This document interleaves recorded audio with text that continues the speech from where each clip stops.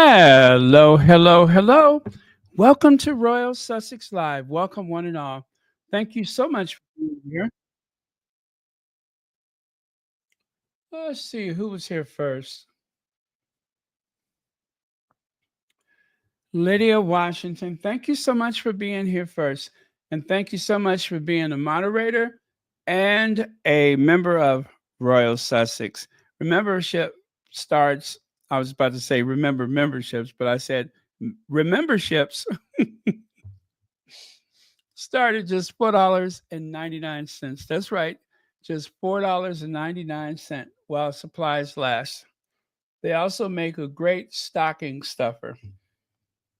And take it from Church Nelly. There's nothing like having something to stuff your stockings. So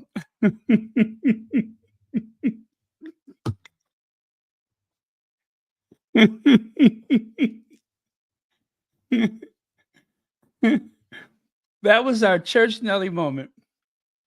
There's nothing better than a good stocking stuffer. Guess it depends on. Never mind.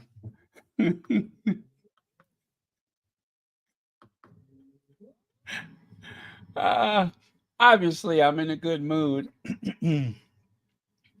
because who knew this was coming, right? That's right. Who knew this was coming? Prince Harry. Sometimes I just get that feeling. I'm like, I wonder if the Sussexes are going to be somewhere tonight, right? So I didn't have that feeling tonight, but I did the other night when Meghan was at the party. So, and let me just say it before the tabloids: by himself, without Meghan, who cares? Um, they're the parents of two very young children. That's their business where they go to together or alone. So, um, oh, thank you very much. Lydia Washington has put the memberships link there. Very good. Okay, so I pinned it to the top of the chat. Hope that's helpful. Okay, well, let's get on with it, shall we? Look at Harry. Look at Harry. I believe that that is an Invictus jersey. Yes, I do believe that that is an Invictus jersey that he's holding. They had a lovely um, presentation, as well as Harry made an appearance on oh gosh, what is it? Something SN TSN. I believe it's TSN. He made an appearance on TSN.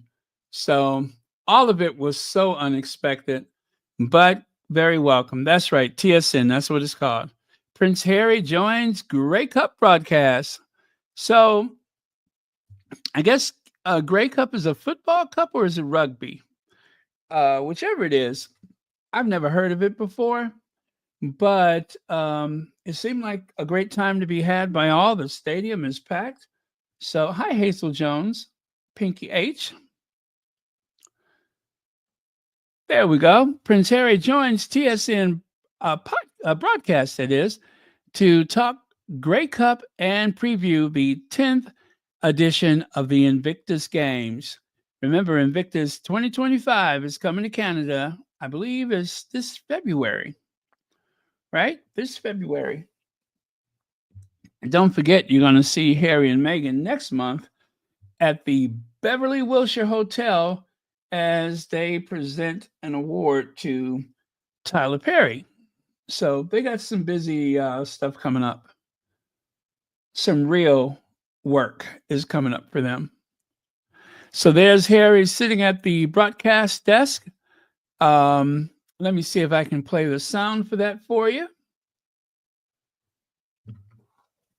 I am going to play the sound.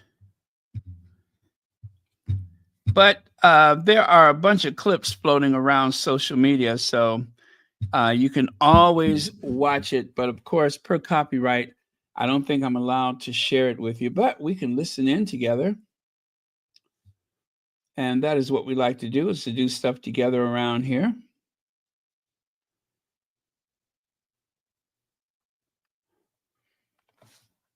Also, I don't know if you guys had a chance to see the Lady Sussex today, but we're going to talk about that later.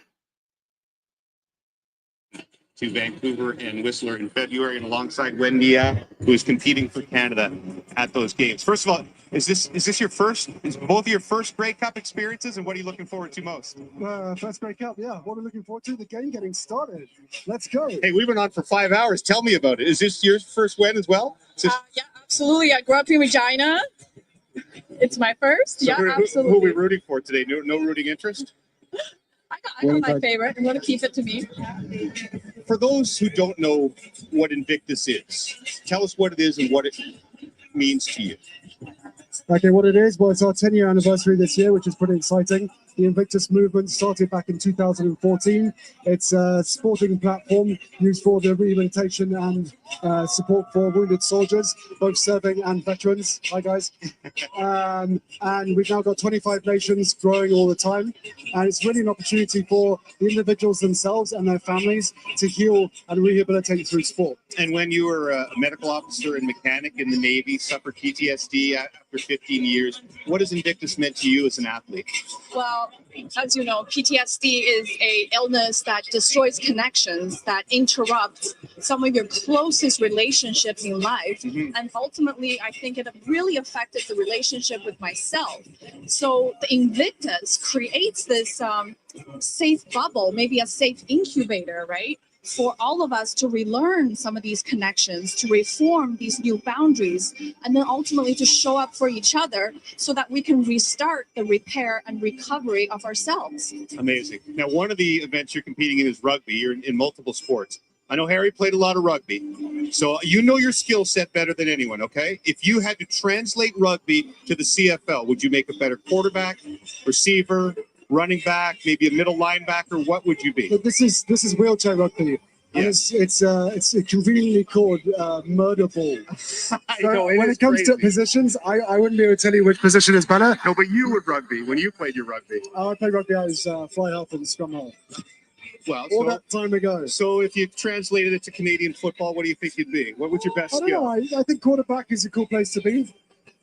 Quarterback, all right, running the show, exactly. And winter sports for the first time in Invictus. Whistler did such a great job at the 2010 Olympics, and you're doing skeleton and biathlon. Right. That's right. You looking forward to those? Absolutely. It's thrilling. Absolutely thrilling. Listen, thank you so much for coming. I guess as a role of prince, you're not allowed to be partisan. Okay, that's enough of that. He was going to ask him which team would he like to choose, and of course, Harry said that he's going to stay neutral as to who's going to win tonight, which is the safest thing to do. Hello, Martine, Bunny Rose, Antoinette Kennedy. Welcome, one and all. Beverly McCaskill. Lex wants to say hi to a few people. We can help out with that.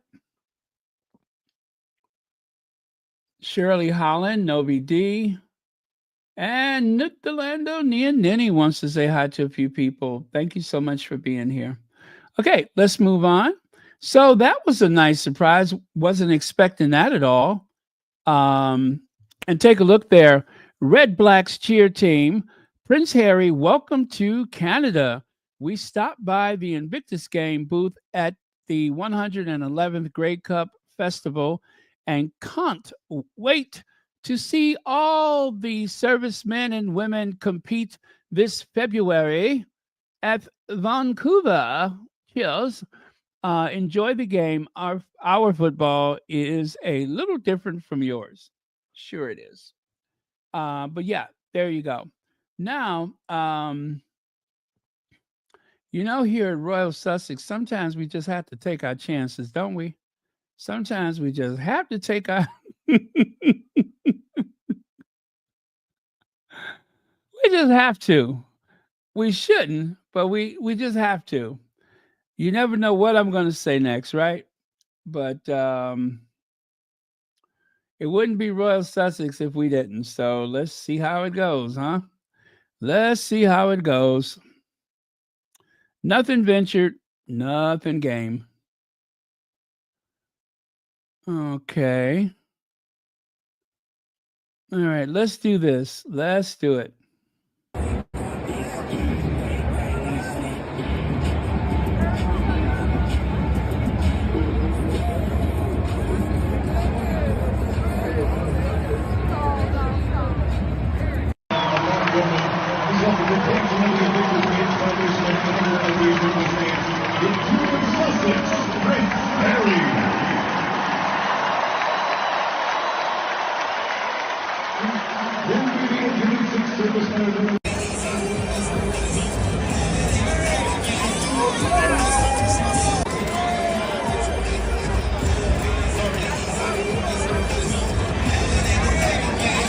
Oh boy, okay.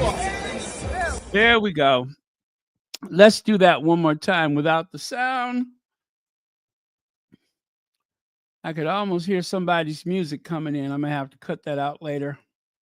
But so there you go. I like Harry with that dark coat. Yeah, none, Beverly McCaskill. Did you notice that? None. You could hear them yelling Harry. How cool was that? How cool was that? There we go. King Harry. King Harry. All right. The king has left the building. Okay, so that was Harry's surprise, and very cool. Did not know that was coming tonight.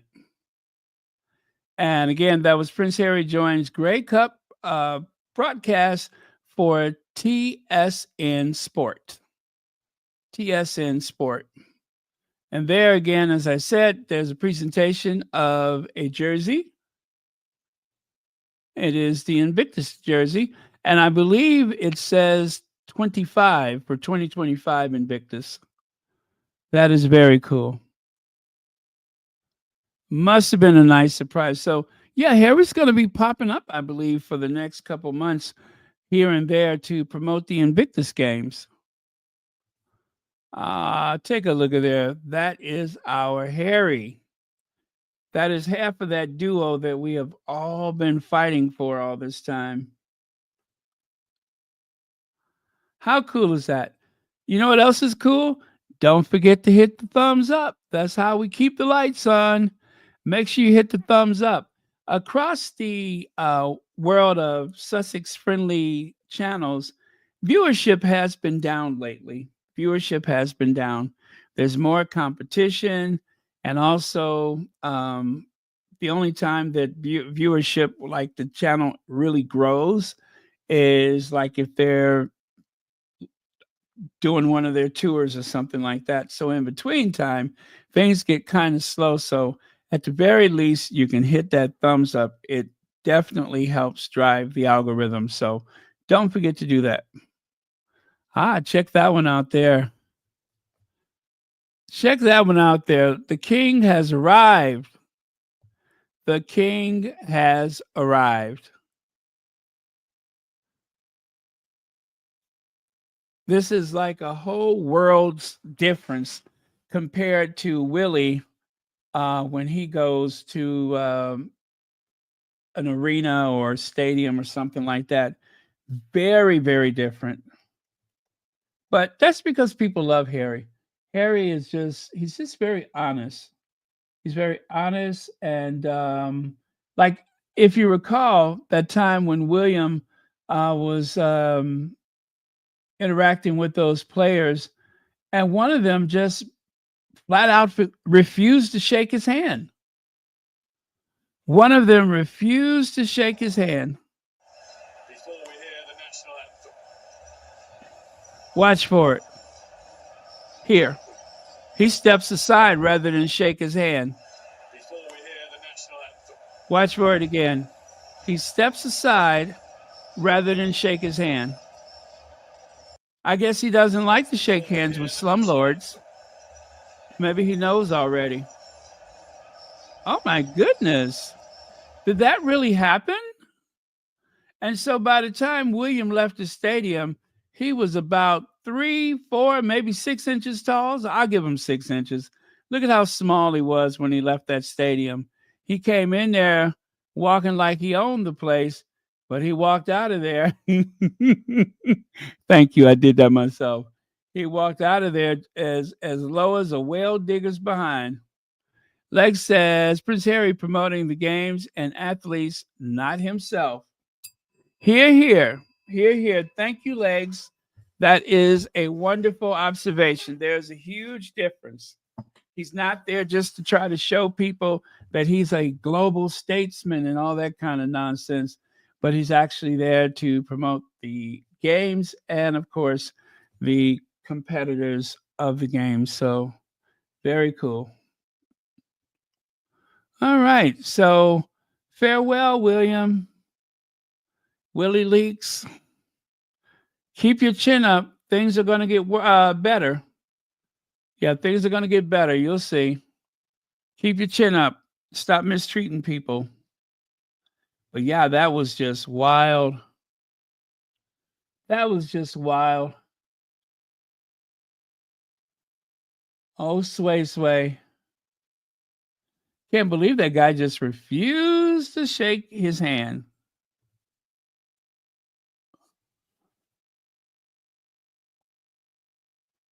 Gosh, do I have another one of William being booed? I know I do, but I just can't find it easily. So I'm going to keep it moving.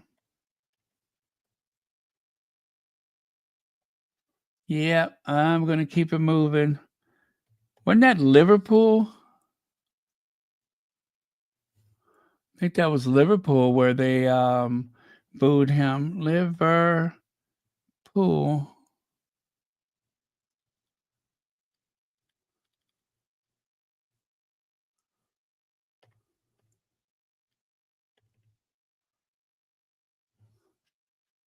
I mean, this happens so many times. You know what I mean? It's hard to just pick one. It's hard to just pick one. So it's happened so many times.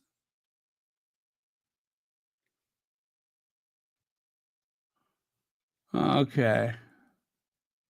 No bueno. No bueno.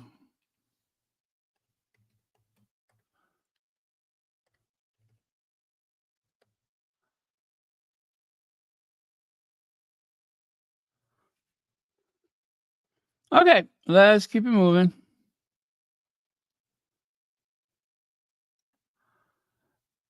Oh, and this explains what happened today. Prince Harry makes a surprise visit. I'll give you some. Yeah, I'll do that for you so you can see that while I do this part.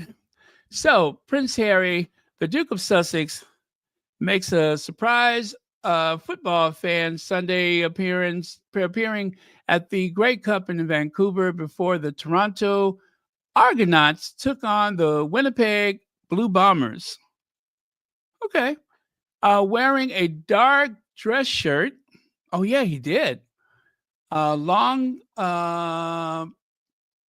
black jacket. He was interviewed by TSN's James Duthie at the station's sideline set, then waved at the crowd before he was quickly escorted away. There we go. Prince Harry later returned to the field with BC Lions owner Armar Doman and Canadian Invictus Games athlete Wenshang Ni. Ni, a former diesel mechanic and medic in the Royal Canadian Navy. Okay, blah, blah, blah, blah, blah, blah. Pretty much everything they just talked about. Okay, that's it. We can continue. Now, you guys, yesterday, remember I talked about this. There was some hateful individual who posted this image on a thread that featured Meghan and the discussion about the hair product, the serum, and of course how it helps to promote thicker, richer hair. And I went through this person's timeline. I covered it up because I don't want anybody else to go through the timeline. But I went through this person's timeline, And the reason why I did that is because sometimes I just want to make sure, because they didn't say anything disparaging about Meghan, but the ad itself was supposed to be some kind of, slam against Meghan and the idea that she has beautiful hair by seemingly saying that no, that's not her hair. That is like a wig or a wiglet or a half crown or something like that sewn into that beanie.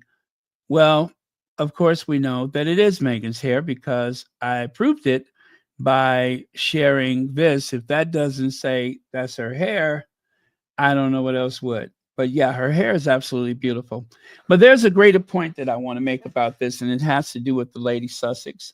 Give me a thumbs up. I know Connie Balmer was there. I was watching. Sometimes I don't say anything because I don't want to be disruptive to someone else's podcast, but Connie Balmer was there for certain. But someone made a remark about the Lady Sussex talking about Donald Trump. And Lady Sussex was taken back by that.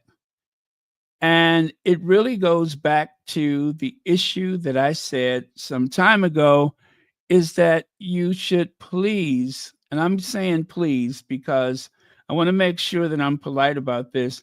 You should please trust the content creator's judgment when they decide to talk about something, whether they want to talk about it because they need to talk about it and they would like to share it on their platform, or whether they sense that there's others who need to talk about it, or if there's just plain a public service announcement. You all should trust the content creator. If you don't trust the content creator, why are you there? If you decide that the conversation is not your cup of tea, discreetly turn it off or come back later or something. Maybe you can skip past it and watch it, the rest of it. But Lady Sussex is very hardworking. George and Charles, they're very hardworking. And the three of them are not monetizing that channel right now.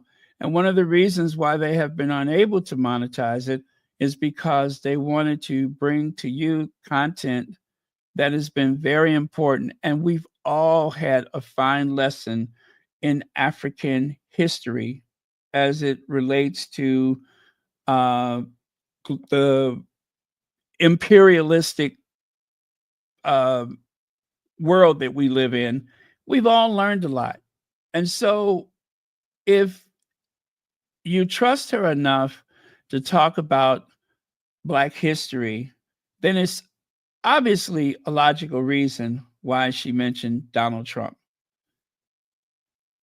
That's why I put this picture here, because as I said, I went through this person's timeline, and what I verified is what I assumed, and that is this is a Brexit, MAGA, right-wing, white nationalist person who has it in for Meghan because she is of African descent, possibly because she's an American. I'm not sure which side of the ocean this person lives on, although I'm leaning toward an American.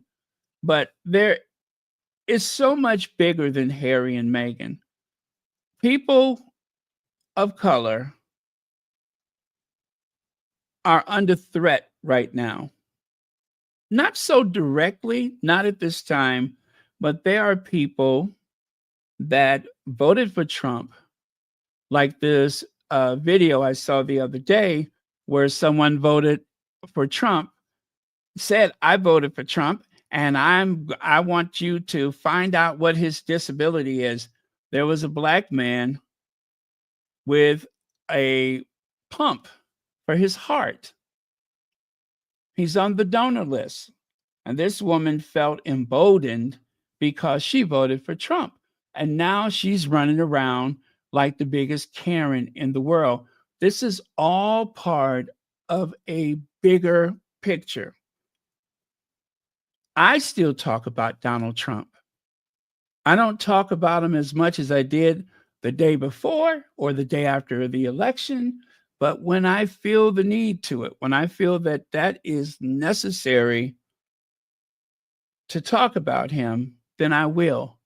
There have been plenty topics that the squaddies have brought to this space that I wasn't necessarily interested in talking about, but I want to believe that you know that it's your space too, and we can talk about these things. But what we cannot do is shush the content creator. We cannot shut down other people. The moderators and the content creators should be the only people that are making these decisions. But if you don't want to talk about Trump, just leave. Do not make some big statement on your way out. Do not show your lack of tolerance for another person. Just go. Because you're attempting to control the conversation. You're trying to shut down the content creator. And you are demonstrating a lack of tolerance. And that should not be tolerated. So, yeah. Well, I had it happen to me and it wasn't a troll. It was a regular, a couple of them. So, whichever the case may be, this should not be tolerated. It really should not. But I've had someone who was a Patreon donor that told me early on with Royal Sussex, I didn't come here to hear about Donald Trump. I voted for Donald Trump. This was when Biden won the election. And so I told that person, please keep your money. Don't come back to Royal Sussex again. So just wanted to put that out there because this work is hard. And even though I've managed to find a way to make the process of putting together my material a little faster, I keep a lot of receipts and everything like that. It's never not hard work. And it's always a balance between what you should and should not discuss, what may cause harm to other people. I never want to send someone away having a sleepless night or something like that. But let's be here for each other. Let's make sure that we are very tolerant. And as I said, if the material does not suit you, do not attempt to change the course of the conversation. If someone has gone through the trouble to put together a program, do not try to alter that. That is very rude. It's very rude. And the Lady Sussex, as I said, as she is going through her time right now, I like to believe that we are uplifting and caring for her and sharing whatever it is with her. Just as with Church Nellie's treatment, Geraldine White, her treatments, Dorothy Ross, everyone who has been ill or suffered a loss, we have been there for them. And I'm pretty sure there are some people that's like, oh, do we have to talk about that again? Or, yeah, we do. Yeah, we do, because it's part of life. It is part of life. Because there are people that really want to have a channel of their own. And they should. And we will support you. But do not overtake or try to overrun someone else's space. That should never happen. I was so hurt when I heard that. I was very hurt when I heard that. It was very upsetting to me. Very upsetting to me. And I look forward to my Sundays with the Lady Sussex, George, and Charles. I really do. And I'll be looking forward to next Sunday. There's only a couple of channels that I have memberships, and one is Ivy's and the other is the Lady Sussex. Those are the only two. I've made contributions to other channels, but those are the only two that I make sure that I maintain a membership. And that's for a good reason. So thank you so much for hearing me out. And please, if you feel the need to have a certain conversation, just start a channel. If you have a smart device, a phone, or a tablet, you have a platform. And we will support you. Long as you're not coming for our faves, we will support you. That's it. So, okay, I'm done with that. Thank you all very much. And let's get back to our regular scheduled programming. Let me see here. Oh, Shelly LaFord, thank you so much for the super chat. And thank you so much for being here. Thank you, Baron, for keeping it real. Well, thank you so much. And thank you for listening to me. I really appreciate that. And let's see, I think Lydia Washington had put the link for the Lady Sussex. But yeah, all of the views are down right now. And I've noticed that across the board. And right now, as I said, the Lady Sussex is not able to monetize her channel because of some of the content that they have shared with us. And that is the risk that all of us take at one time or the other. And it would be so much easier just to not share these things. But again, if we go through the trouble, then obviously there's a reason for it. There's a reason for it. And it's all part of a larger narrative. Okay, I'm going to pin it to the top of the chat.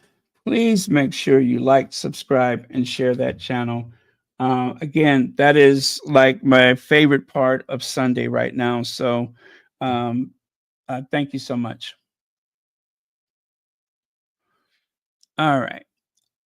Now, this young lady, I didn't know what OTD was. It says OTD is an acronym for Outfit of the Day. It's a popular trend on social media, especially on Instagram, TikTok, and Pinterest, where people share photos or videos of their outfits. OTD posts can be about a variety of looks, from casual to polished, and are meant to express personal style and inspire others. So that's the new one. Also, I'm pretty sure I didn't know what was that word? I'm pretty sure I wasn't sure what an acronym was. I'm pretty sure I didn't know what an acronym was. I'm like, oh, is that what an acronym is? I knew I had heard of it before. I thought an acronym was something that you could treat with a medicated salve. I'm like, I'm sure I've had that before, but I digress. But yeah, that's what the acronym is. It means what you see right there.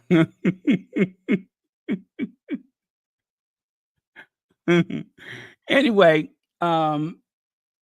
let's see. What is her name? Lauren, looks like Lauren MGR 33N. So I guess that means manager, Lauren manager 33N. So anyway, let me see if I can grab that one for you.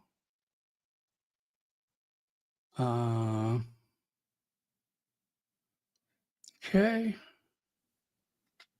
Here we go. Very short. Well, anyway, you'll see it.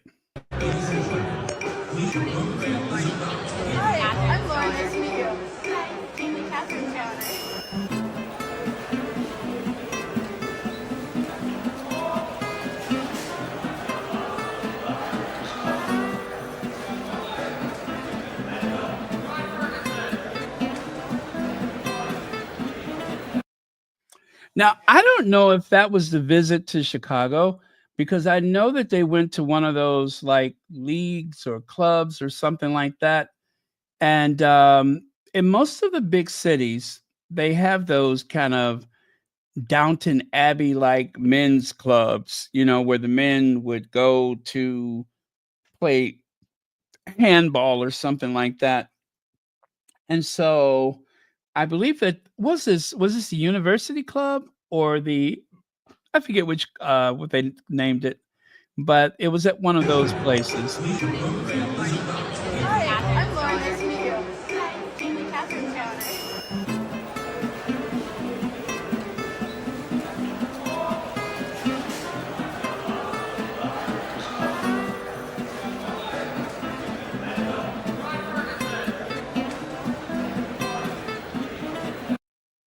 Okay.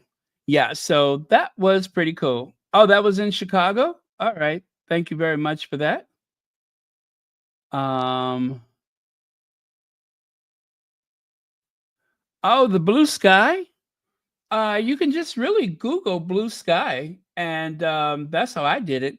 I Googled blue sky, and the blue butterfly came up. So yeah, it's pretty easy to get onto it, and pretty much it is so far. It looks to me like it functions just like the one that we're just about done with. So I have not spent a lot of time with it, and I hope I get the opportunity to do it soon. But yeah, I have not spent a lot of time with it as of yet. But it's very easy to sign up, and I think the only thing I need to do now is just um, verify my phone number. But I didn't have to do everything to start off. And so to find people to follow, I just simply found at least one trusted person, and that, of course, was hello, Ivy here. I went to Ivy and I just followed some people that she follows. So but yeah, so pretty soon that little critter right there is going to be roadkill.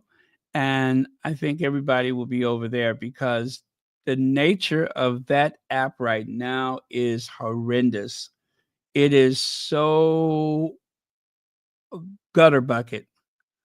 And the language that they use and such and the commercials are so irritating, but they can't afford to get the big companies anymore because big companies do not want to tarnish their image. So they are, dealing with the type of My Pillow commercials and advertisements, and yeah, it's pretty lousy. So it's a shame that guy's sold it, but I guess it was more money than he could refuse. But you guys, whatever is going to happen, as I said, let's just wait until January because the news media, I'm going to try to explain this as best I can.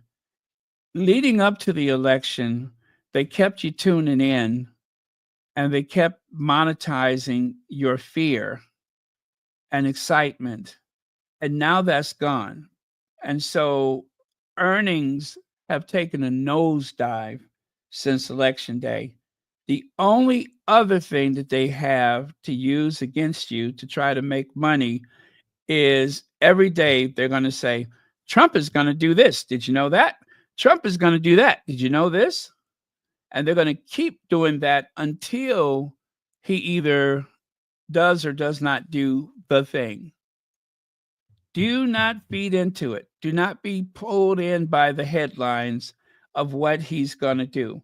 Because whatever is going to happen, there is probably nothing you as the individual could do about it except for take care of yourself and your family. But they want to keep you afraid. Just remember, it's quite deliberate. It's quite deliberate. And as I said, this is one of those occasions where, yes, even if you don't want to talk about this as a public service announcement, I have to remind you how sinister the nature of the media is, in that their only currency is you being afraid. If it bleeds, it leads. I think it is a form of abuse. And I think the toll that it takes on you, you're not even aware of how awful this is for you, for your whole being. I don't even think you could know how awful this is. But you don't have to watch it. If something really awful is going to happen, believe me, by the time it does, you won't see it coming. You won't know the difference. So enjoy yourself. Be at peace. Wait until January, and then we can turn on the, concern again. But even then, be careful.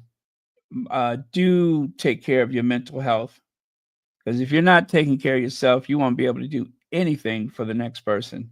You won't be available for your family. You won't be available for your friends or your friends at our family. So tune it out. Tune it out. That's what I intend to do. I am bombarded by it, and I do the best I can to ignore it. But just remember, they need you to be afraid. They need you to be afraid. They need you to keep turning it on to see if you can figure out what's going to happen next. You can't figure out what's going to happen next. You're not. So, okay, let's keep it going. Oh, I'm sorry. I'm on the wrong one. There we go. So, now, it truly is so shocking that while Kate is speaking, William just looks straight ahead and won't even pretend like he's the least bit interested in what she has to say. Where's the body language experts? The public disdain and disrespect he has for his wife is incredible. This is a woman who had chemo for precancerous cells, and William can't pretend to care that she's sitting beside him. Oh, well, that's what they both deserve as far as I'm concerned. And, I was looking at someone on TikTok, right? And she said that if you bookmarked one of my prior videos, then you will know that I suspected, meaning that she suspected that, hold on a second, let me.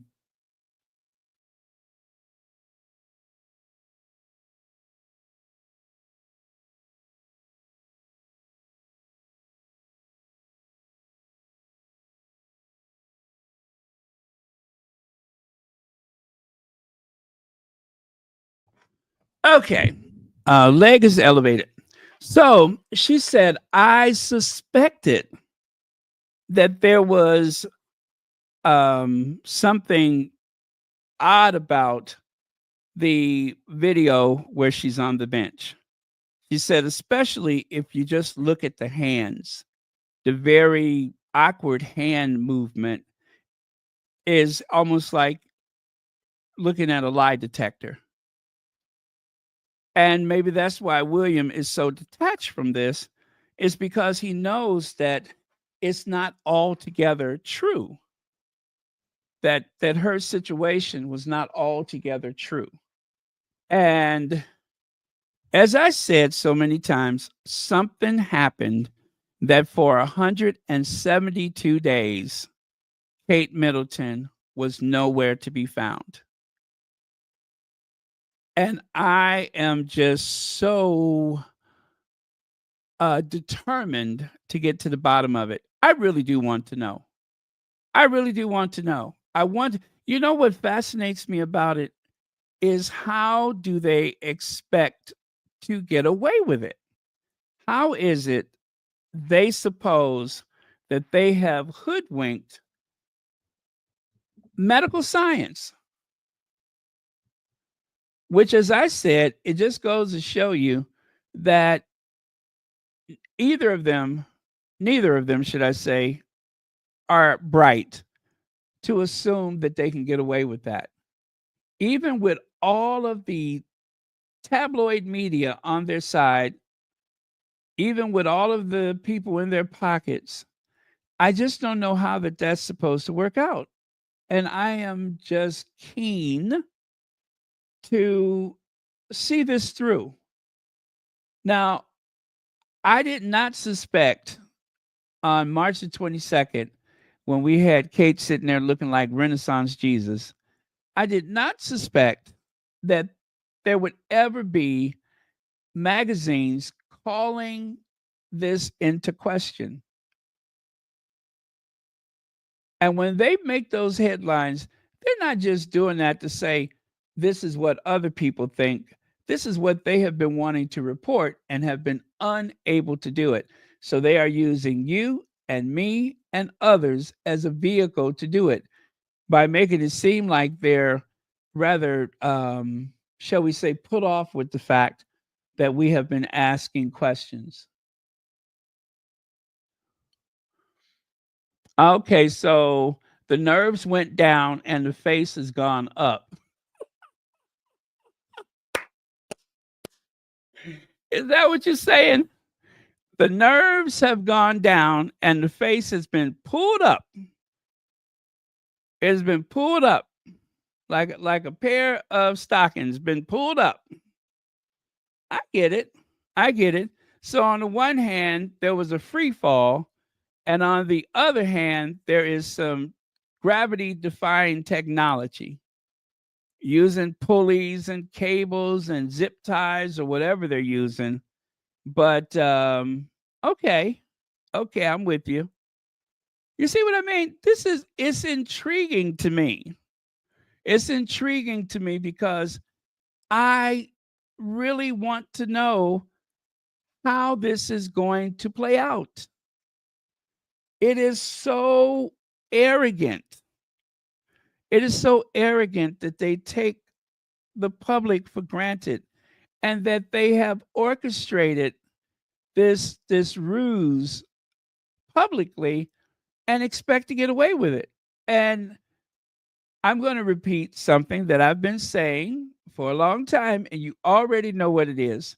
One little fact that I'm stuck on is, why would you tell the public on the same day with a limited, slimmed down monarchy that two high-ranking members of the family are having surgery and that they would be in the hospital at the same time? That just never made sense to me. Charles' surgery was not an emergency. The nation was not at risk because he has some swelling in his nether regions. Right? So none of that ever made sense to me, which means that they're hiding something and putting pressure on them, making them feel the heat instead of everything on Harry and Meghan all the time. Harry and Meghan's misery carries the publishing industry, right? The gossip news industry. If we can just shift that over to the rest of that family, I don't know why I keep calling them a clan. Why do I keep calling them a clan? Anyway, if we just put it over to the rest of that family and let them feel some heat, right? Let them get raked over the coals. Why should Harry and Meghan be the only ones with a barbecued ass? Lex says, I think that William got carried away and divorced her. I think they had to rush her to the hospital to prevent scarring. Remember how those articles of fighting starting, disappearing, even tried to use Harry and Meghan. And of course, there had always been these alleged stories that they have horrendous fights. William's temper, and of course, they have made Rose Hanbury completely disappear. There's no mention of her. Also, some of the articles about her have been disappearing. some of the material focused on Roseanne Barry has been disappearing. This was very sloppy. Very sloppy. And I believe Charles and was it Buckingham Palace or Clarence House, whichever they're using, the palace rolled in there to try to salvage what's left of the monarchy because William and Kate nearly sunk the boat this time. They nearly lost it all. Something was so bad that the other House of Windsor had to take over PR for them. This is a huge story that is not getting enough attention, but it is very much like a puzzle. And I get what some people say, oh, I don't want to give them that attention. I want to keep the heat on because as long as you do that, the sloppiness shows. We already have learned so much more about how they have made these mistakes, costly mistakes in terms of their public image.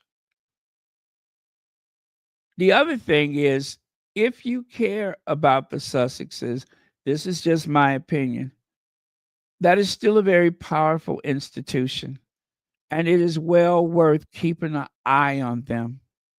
It's well worth rocking them back on their heels so that they're not so energized and enabled and emboldened to keep messing with other people. They usually steamroll everybody who ever gets in their way. I say they don't deserve to have an easy time. Connie Balmer. Connie Balmer says, thank you for bringing us together on Royal Sussex. Thank you all for being a part of Royal Sussex. And Connie Balmer, thank you and so many other people that have really been the backbone of these Sussex-friendly spaces. Because even on the worst of days, there's a whole group of people that shows up, whatever. And believe me, those familiar names or faces, it does a lot for one's nerves on those rough days. So thank you very much. And let me see what add this to it. Okay. Here goes. Oh, nope. There it is.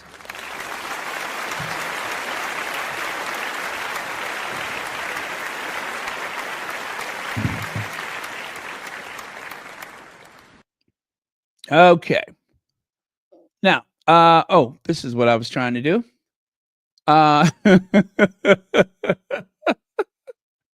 What a pitiful looking pair that is. A pair of what? I have no idea, but they just look pitiful. Let me see.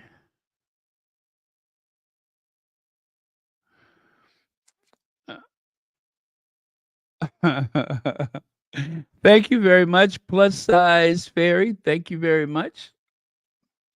All right. Let me see here. Oh, all right. Let me see. I better bring this up on a bigger screen so I can actually see what I'm doing here.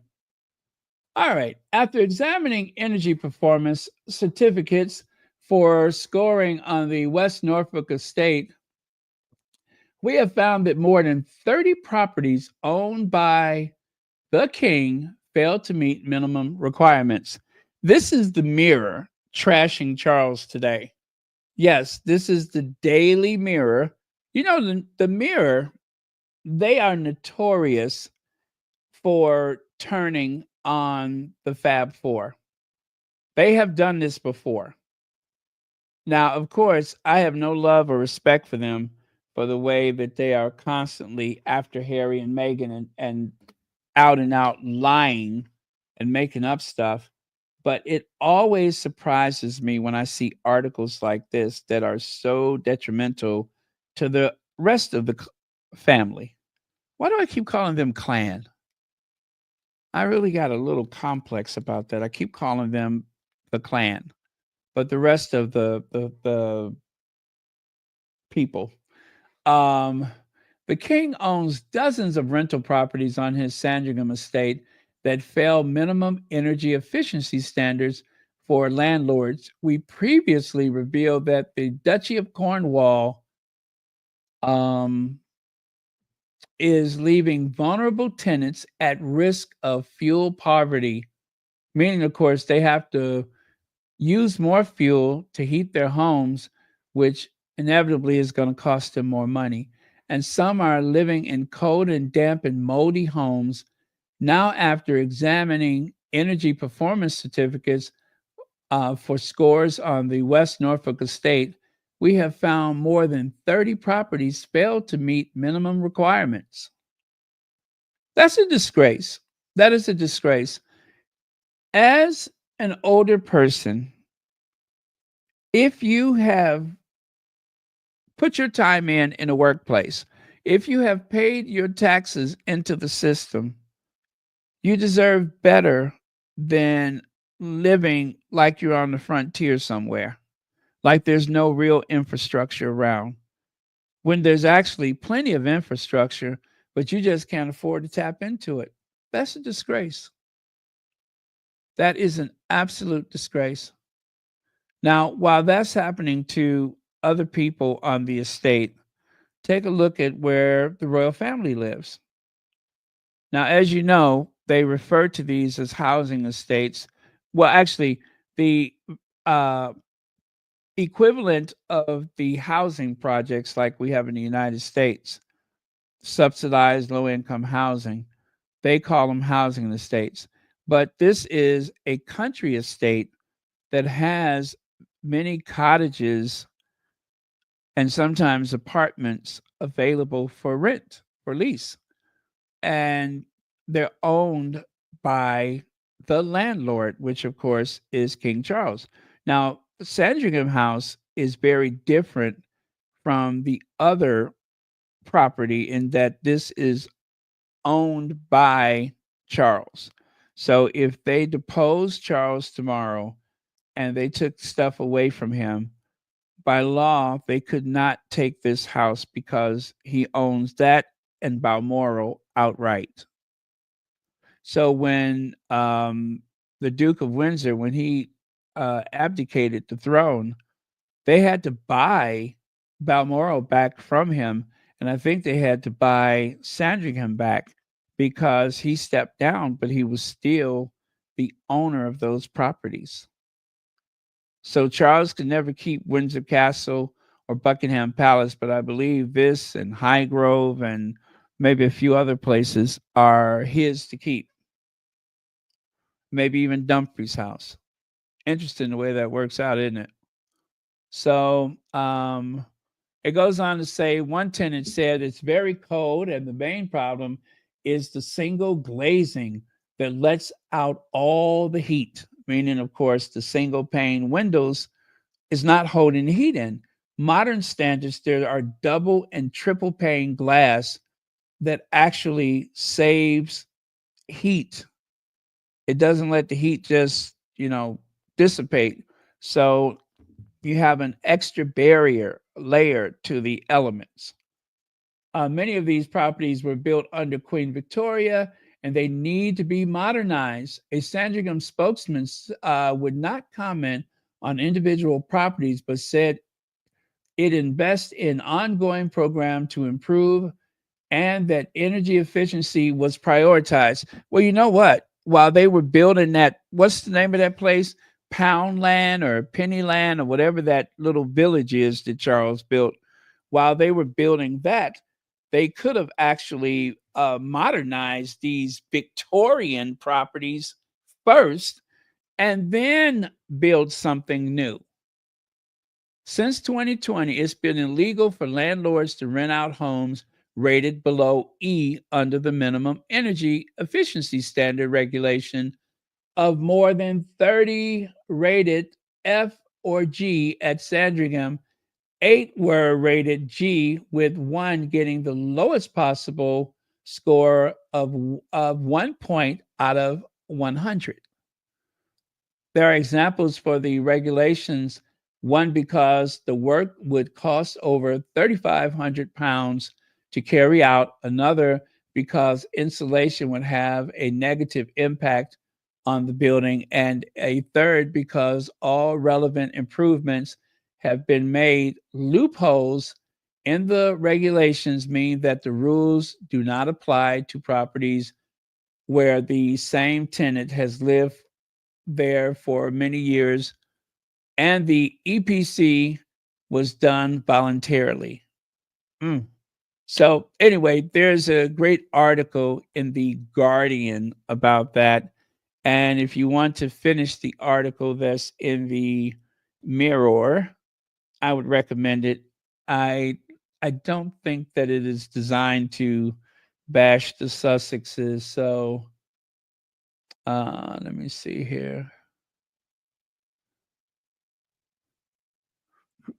Oh, yeah, chronic shortage of genuinely affordable homes combined with record high private rents and years of under regulation has created a huge power imbalance in private renting. Anyway, if it's a property owned by Charles and William, what are the chances that they're going to enforce anything? What are the chances that they would enforce something? So, yeah, they're not off the hook yet, but it has been noticed that the BBC and many other publications and news groups have refused to talk about it. They pay very little attention to it. This should be the biggest story in the land, especially when you consider that the winter months are coming. And so I noticed the other day, actually, was it yesterday?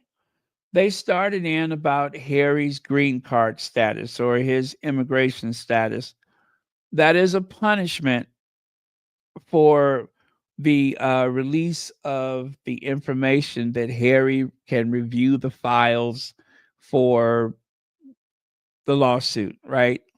So that's a punishment for Harry, is to make sure people look at the shiny object over there. And also, it's a distraction from this. So it has a dual purpose. Pay no attention to it. Pay no attention to it. Be cool until January. Don't let this stuff get to you. I mean, I know that's just words, but try to avoid letting this pull you down because, again, that fear of, oh, what's going to happen to Harry? Harry's a grown man. He could take care of himself. I always say, trust the Sussexes.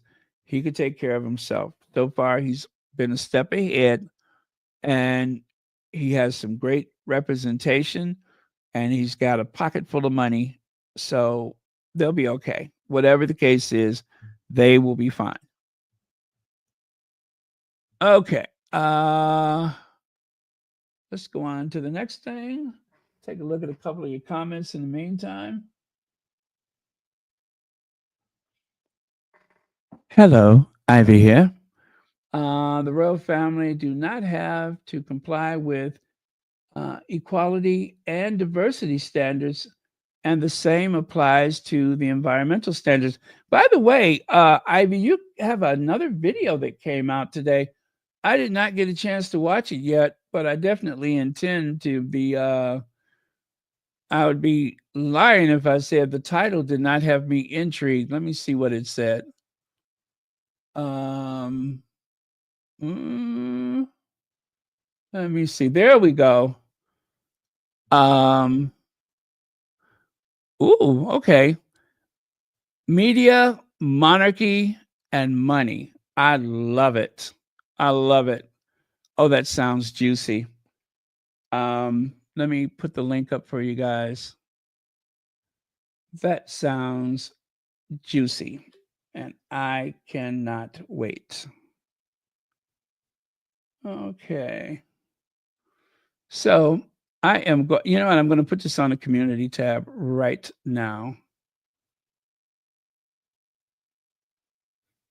Mhm.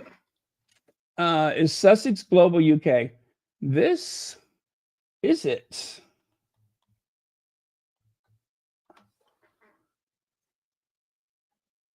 Okay. I am going to look forward to that one. And I love the thumbnail. I love the thumbnail. That is very, very cool. I'm going to show you guys a thumbnail right now. That is very cool. Okay, let me see here.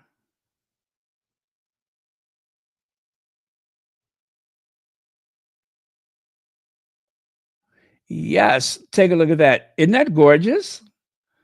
Isn't that gorgeous? Check out that thumbnail. That is like one of the best I've seen in a while. Value for money. Let me see what else do I see there. Okay, the mission continues. Yes, it does. Thank you very much, Ivy. And I look forward to that one. So again, it is on the community tab. If you go over there, make sure you like, subscribe, and share, and maybe even consider a membership.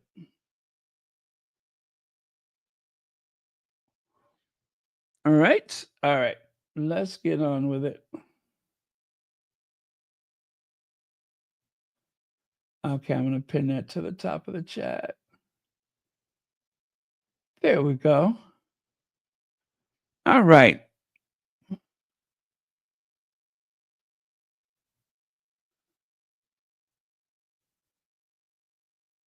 Aren't you too kind? I love that. Thank you very much. Aren't you too kind? I appreciate that, though. Yes, yes, Poliva girl. Ivy's library is a masterclass on the history of that awful family, plus general history knowledge is worth delving into. Yes, absolutely. Absolutely. The thing is, so much of these things can apply to situations outside of that horrible institution. And whatever is happening in Western civilization right now, the threats that have been made against Harry and Meghan, the the lies and such that they've told, all of that is part of a much bigger picture. One of the reasons why they're so triggered by someone like Meghan is because Meghan to them represents so much of the fear that they have for what's happening with the West right now. Any prominent person of color that is not licking the boots of someone like Charles or Trump or any of those people that represent uh, white nationalism or white supremacy, even if you make the argument that they themselves are not the white supremacists, it is the people that use them as the standard bearer that you have to be concerned about, because there are too many occasions where someone like that Karen that went after the guy in the handicap space. This guy was he's on the heart transplant list, and he told his story as a cautionary tale because of the outcome of the last election. And a lot of these things I've been turning away from because I'm like, oh, this is too much. This is too much. But I stayed and listened to that one, and it was for a good reason. I was like, yeah, yep, you're right. And that is that they're trying to pit working class people against one another. They're trying to pit black and white against each other. Um, Muslim, Christian, they're trying to pit people against each other. So that is why I say it's part of a much greater thing that is worth a discussion, in my opinion. Okay, let's keep moving. Now, take a look at that one there. What do you think of that? Are you ready to choose which of these should be funded from your taxes? Meaning, if you live in the United Kingdom, should you be funding that £8 million executive helicopter that Charles uses like a taxi? As opposed to the one on the right side, which I believe is funded by donations. Am I right about that? Because if that is the case, that is a scandal. In the United States, most of the helicopters that does the medical evacuations are owned by the sheriff's office. So the various sheriff's office in the counties across the United States, they are likely the ones to have the helicopters. I don't know that there are many of them that uses donations to survive. But if I'm correct, I believe that the that helicopter and many others across the UK rely upon donations, which is strange to me because it really should be part of the public safety net. So I don't know for certain. I imagine I'm going to give Hazel Jones a minute to tell me if I'm correct. No pressure, Hazel, but please let me know. Because I do think they do fundraisers.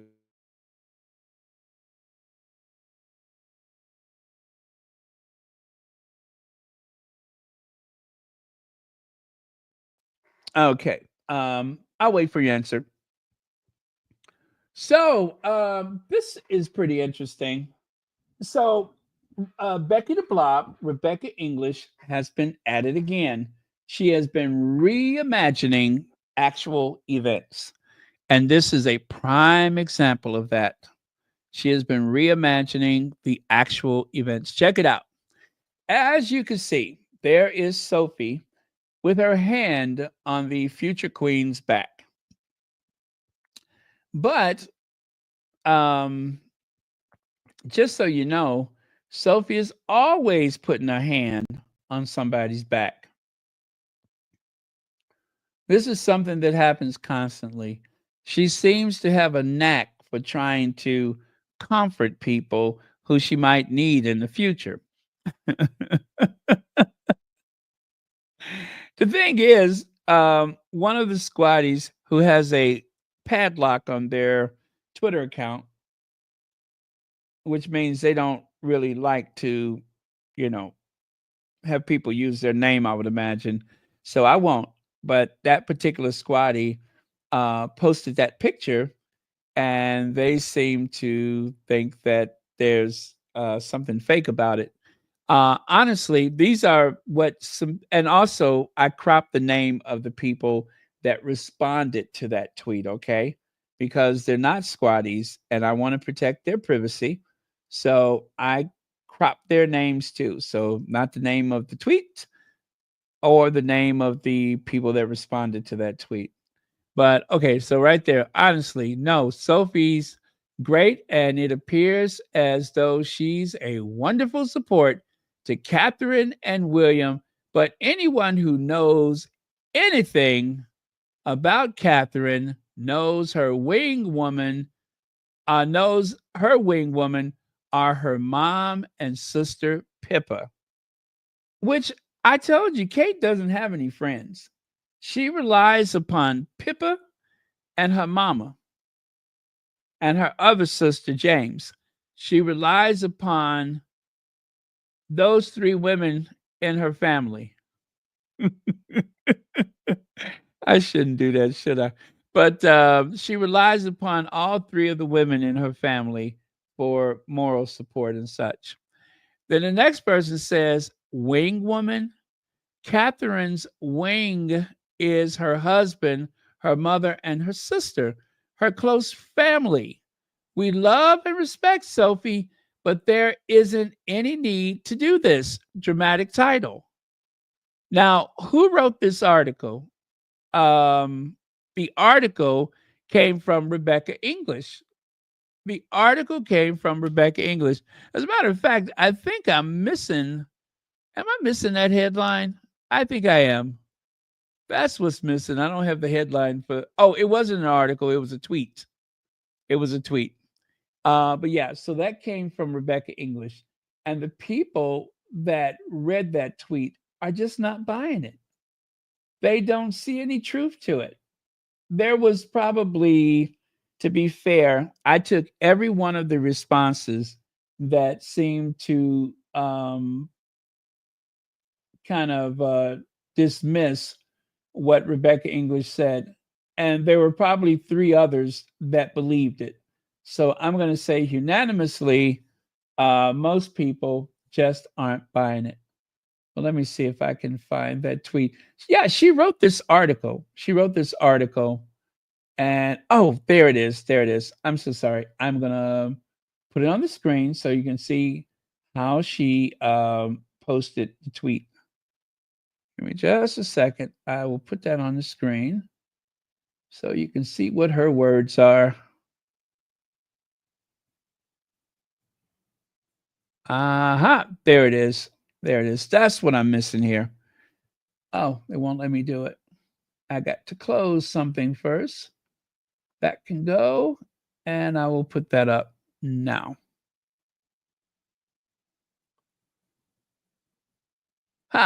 There it is. Rebecca English. Now, she wrote that article. Remember, she's the gatekeeper. She wrote that article. The sweet sisterly gesture that shows how the Duchess of Edinburgh has become the Princess of Wales wing woman. How Sophie Sussex, Wessex, that is, became Kate's wing woman during her cancer treatment. Why is she calling her Sophie Wessex if she's the Duchess of Edinburgh? Anyway, there we go. So I'm going to take that away, and then let's finish up with these, shall we? What an embarrassing article for a journalist. The next person says, and not even elderly pedestrians will stand in her way. You do realize that wingman is from sleazy, predatory pickup culture. So is Sophie really playing the role of Kate's blimey? And that is a good point. That is a good point. When you say wingman, they have actually changed the meaning of it to mean someone's support. But the wingman traditionally is someone who helps another guy spot vulnerable women or women that they probably do not have enough class to encounter with their own merits. So they have someone there to speak up or make the introduction, or, you know what I'm saying? That is what a wingman is. So this person is absolutely right. They're using it in the wrong context, because usually that's what wingman is. Are you going to be my wingman? I need you to be my wingman. That's how they use that. So, yeah, that is kind of sloppy.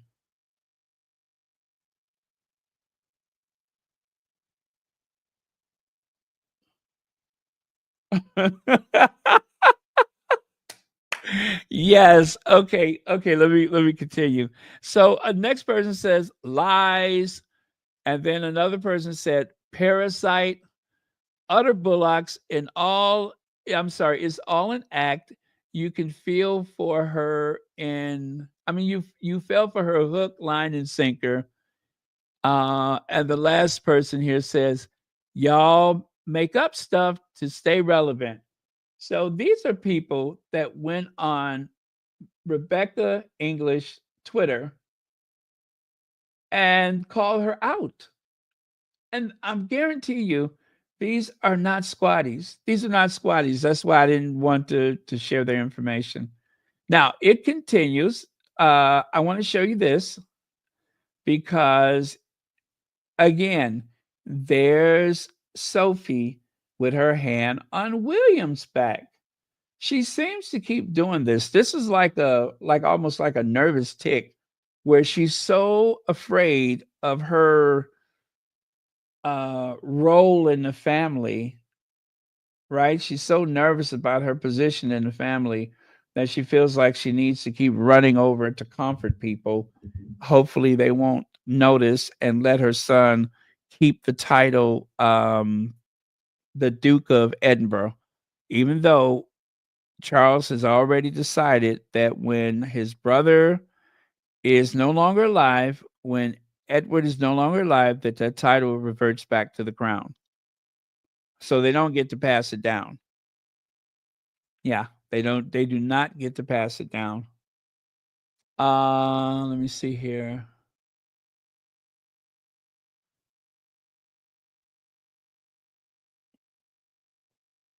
Oh, thank you, Hazel Jones. I almost missed that.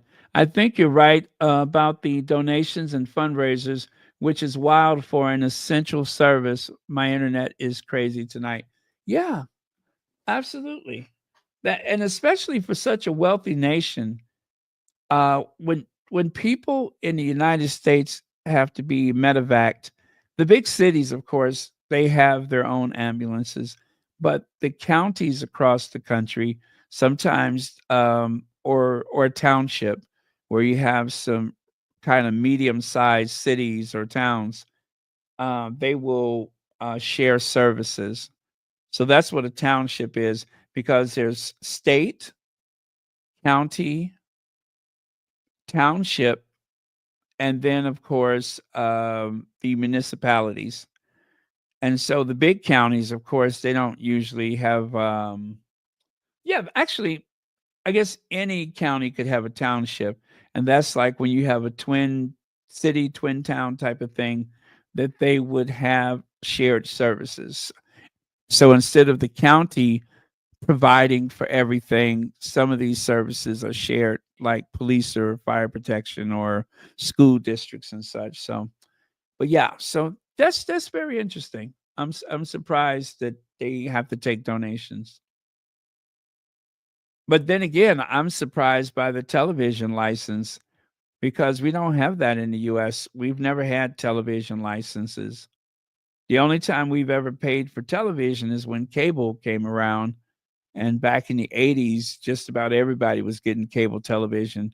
But other than that, we've never had those licenses like you all have in the UK. Okay. And let me see. I have more here. Let me see. Now, just in case you don't know, that is Rebecca English on the left side there.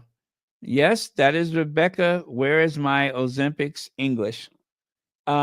She's been around for a while. And if I'm correct, is it true that she started working for the royal family at a young age? And pretty much her power is drawn from the fact that she's trusted by the royal family to gatekeep for them. I think that's about it. I don't think she has much life experience that does not involve that family. I think so. I have not read her bio, but I heard someone discussing that one day. So here's some more of the reactions to that. Don't believe this. I think when they see each other, they are friendly, but Catherine has her sister, mother, and close friends to rely on. She worked in the PR. Always, your colleague stated, I'm sorry, anyway, that is, your colleague stated the other day that they are not that close. So the other day, someone obviously said that Sophie and Kate are not close. And Rebecca English contradicts that with the next article she writes about Sophie. But we all know why this is happening. because they're trying to make it seem like Kate is loved and Kate has these very warm connections with other women. And we know that's not the truth. This is a reaction to those photos of Meghan at that party. That's all it is. I believe this is a reaction to that because Kate comes across as cold as a rattlesnake. Most people do not care for Kate or William for that matter. Most people in the UK do not pay attention to what that family is doing. They don't care. They're trying to survive. They're working and going about their day. For people that are tourists to the UK, I believe that it's all a big novelty, and most people would not want to have that royal family in their country. They might even say they do, but trust me, they don't. But as for over there, I do believe most people do not pay attention to it. They're kind of like the wallpaper, which is why I used this background for this particular slide, is because you barely notice it because it's so dull and boring. But that is like aged wallpaper, peeling wallpaper that I use as a backdrop. And it is symbolic of what the royals are to most people in the UK. They're like the wallpaper. They're there, but you don't really notice it. It's just inevitable. It is just part of the fabric, right? It's just part of the fabric. But for the most part, most people are not paying attention. It is a soap opera. It is a soap opera. So, oh my God, when will white women understand that living in mansions with hundreds of rooms, never connecting with people who work to feed their families and exploiting some bizarre precancerous cells diagnosis is not the way to serve a country? Sick of it. You hear me? Sick. I did not write that, by the way. That looks like something I would have said, but I did not write that. And then the next one says, give it a rest. Effing stop these sycophantic posts. Grifting, go on grifting. I'm sorry, grifters go on grifting. I'm sorry. And then the last one is, why is everything bloody sweet Bella? Don't you learn anything of your own words, or do you just publish what the palace briefs you? Just another, what is that? Hate for hire hack, royal toddy grifter. My goodness. Now that is a mouthful. That person definitely is over it. So there you go. That is the response to Rebecca English. And you guys, let's just imagine that if that many people took the time to write that, and you can tell from the language, these are not squatties. These are people who maybe they follow Rebecca English, maybe they just encountered this in their feed, but whoever they are, it shows that a majority of people, a silent majority of people, do not care about what's happening in that family. It would not make sense that the average person is so concerned about them because they are entitled. They don't work for anything. Everything is handed to them. So I think it's very few people nowadays, now that we know how it all works, how could you identify with a system like that? That wouldn't make sense. Their reality is so far removed from what the rest of the world is going through. And then, of course, the person who said, give it a rest. Okay, you see that in the middle? Give it a rest. That person, oh, wait a minute. I skipped ahead, didn't I? Where should I be right now? Okay. Okay. Yeah, this is it. That person shared this with us. The scandal that nearly brought down Sophie, Duchess of Edinburgh. Quite recently, someone printed an article about Sophie and her fake chic. Remember, she was going to give access to the information available about the family, and she was willing to do that with someone who was a reporter posing as a filthy rich sheik. And dumb Sophie Reese Jones, I think that was her name. Dumb Sophie Reese Jones fell for it. Fell for it. The lady, the woman, that frumpy thing that was glaring at Meghan, like Meghan had done something to her, that is the one who had such poor judgment that she allowed a reporter to hoodwink her into thinking that he was going to give her a lot of money for access to the royal family. That's when her PR firm was struggling. Some of you all know the story already. Some of you don't. Countess of Wessex forced to write groveling apology after making horribly indiscreet comments about Tony Blair and fake chic sting. That's the other thing. She also exposed herself as a Tory. She's a Tory. She exposed herself as a Tory by going after Tony Blair. And then there on the right, Palace offered, what is that now? No, whatever interview to drop story on Countess of Wessex. Oh, some wheeling and dealing to shut them down. That is so Windsor.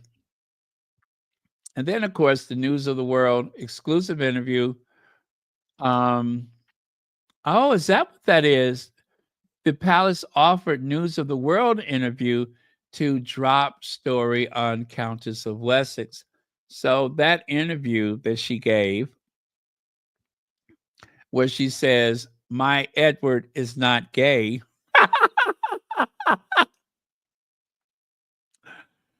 Really? Really, girl? All right. All right. Um, we'll take your word for it. We'll take your word for it. My Edward is not gay. My maxi coat wearing Edward with the longest hemline of any military uniform in all of Britain. Do not confuse him with that community because he certainly is not a part of it. All right, girl, whatever you say. Whatever you say. And you know what? I think it's healthy in any relationship for a woman to stay up late night with her husband and paint each other's toenails and braid each other hair and talk about boys. What real man does not do that, right? Right. Okay. All right. I stand corrected. I stand corrected. Yep. He's as rough and tumble as they get. She's married to Rambolina. Edwina Rambolina. Also, the Sophie that Rebecca English has been writing about, could we ever forget this Sophie actually got up in the face of her royal protection officer, yelling and screaming at him like some kind of lunatic? Should we just ignore that? I wonder if she put her hand on his back after she cussed him out. Since she's so sweet and polite and just wants to comfort everybody, who comforted her royal protection officer after she got up in his face like a little thug?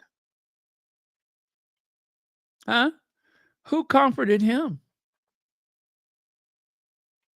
Because as you can see, it would seem that prenuptial nerves are not confined to Kate Middleton and her family. Well, I wonder what has Sophie so unhinged. Is it because she's not going to be uh, the center of attention since Kate is marrying into the family? Do you think that's what it is? Because she realized that from henceforth, she is going to have to walk behind Kate a few paces. She's going to have to curtsy to Kate. I wonder if that's what the problem is, because something has her unhinged. Something has caused her to go off the deep end, right? And since it's not her heterosexual husband, then what could be bothering her? What's eating Sophie? Okay, I'm going to leave that alone. But what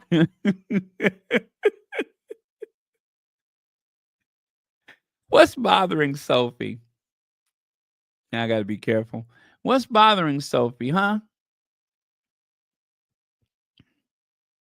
I'm just asking for a friend. What is her problem? Okay. Oh, that was from yesterday though.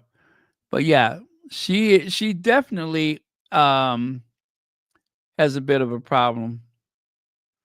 Okay, I don't need that. Let me take that away and put that one back over there. You think so? So that means he doesn't get a hand on the back anymore. Ooh, there it is right there. Sophie Gate. Sophie Gate. Could it get any more interesting? The Sophie Gate. They should make a movie called Sophie Gate. Instead of Sophie's Choice, Sophie's Gate.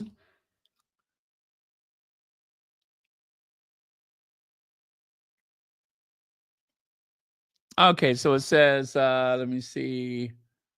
Sophie Gate. Sophie speaks to the News of the World's fake chic. Also, the News of the World, they're the ones who provided the fake chic. Prince Edward's TV company, Ardent Production, continues filming at Prince William's University. So in 2001, y'all know the Queen actually paid off Sophie and Edward to get them to stop working because both of them were trying to keep their career. Now, they were married, I believe, back in 1999, or was it 2001? But they both vowed to keep their careers. Edward, the filmmaker, Sophie, the PR firm. But a series of missteps is the reason why the Queen said no more. And I believe it was like 250,000 pounds that she gave them to stop working before they caused any more embarrassment to the family. And as for Edward, Edward's production company was not going well. So he fell back on the easiest thing that you could do, and that is talk about royal properties, right?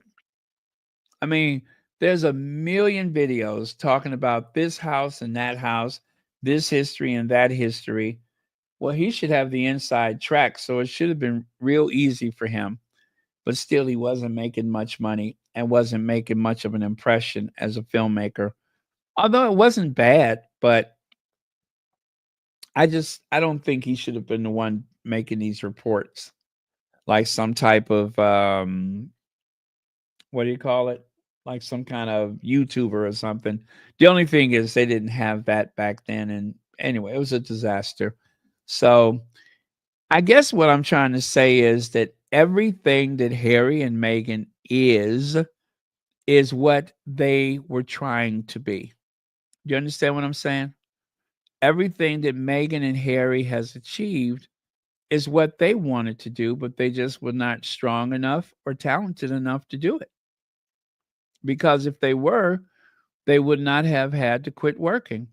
But they were falling on their faces. They were embarrassingly bad at their work. So again, everything that Harry and Meghan is, that is what they wanted to be.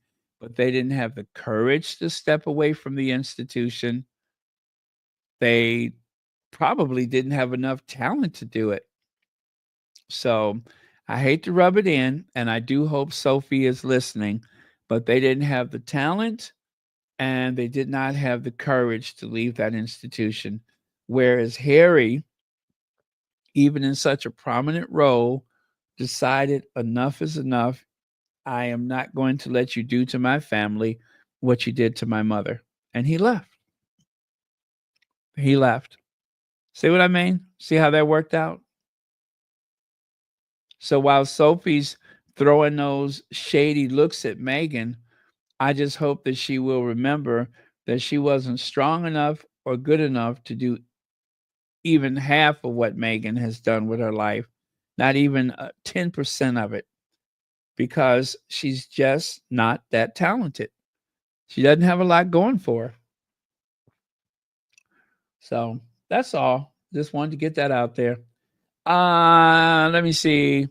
Is it Shelley LaFleur says, so Sophie owned a PR company and could not spin herself out of that and that mess that Charles and Kate got in as well.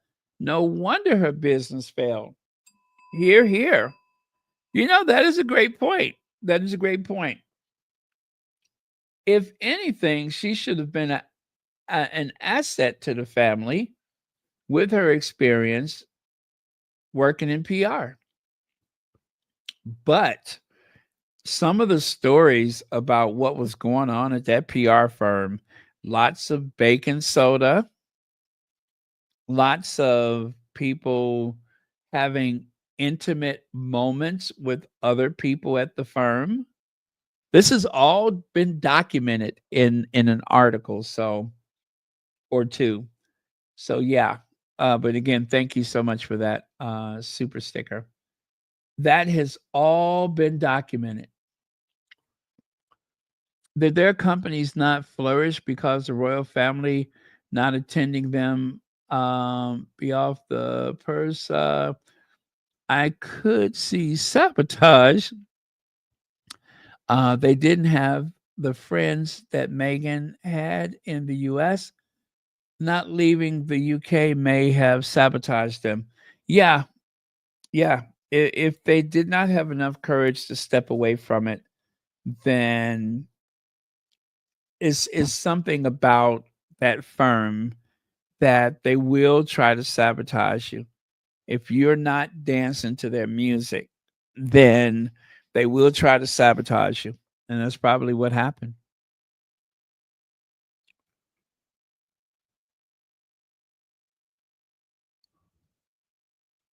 Yep, that's probably what happened. Sophie's had a rough time of it, you guys. She's had a rough time of it, but that does not mean that she's not a bitter individual. She is a very bitter person, and she's not the sweet person that they try to make her out to be. She is not. She is a scheming individual that I don't believe that she was looking for some financial windfall. I'm going to just say this much for her. I don't think that she was looking for a financial windfall when she married into that family, because you kind of know Edward ain't got nothing. And that's why when people were saying that about Harry, about Meghan, like, oh, Meghan's just trying to marry up and go dig and all that kind of stuff like that. You know, especially seeing the way that Harry was living, anybody would know Harry did not have a whole lot going for him. And although he was super talented and smart and everything, but it's the domestic thing. He didn't have a honey trap. His home was not a honey trap. The only attraction in his house was Harry, but the house itself was not palatial. It was a servant's quarters. Whenever you're dealing with those royal residents, if it's a cottage, is servant quarters or a very low ranking member of the family. But mostly cottages are servant quarters. That's it. You will either put some extended family in there, like a crazy old aunt or something like that, or a grace and favor home for staff, which is what Frogmore was, grace and favor, but not really a royal standard of living. So yeah, let me keep going though, because it's getting late and I still got a few things to cover.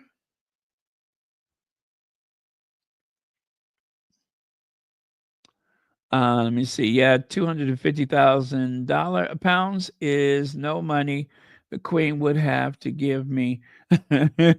Well, back in those days, though, it was worth a lot more.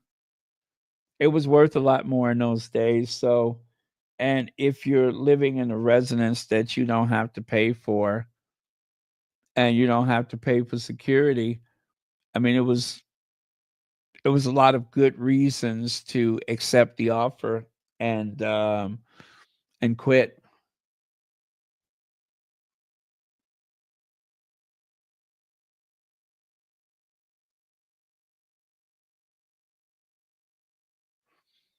Let me see. What's that? I wonder if Willie Leaks would put James and his family. Oh, yeah.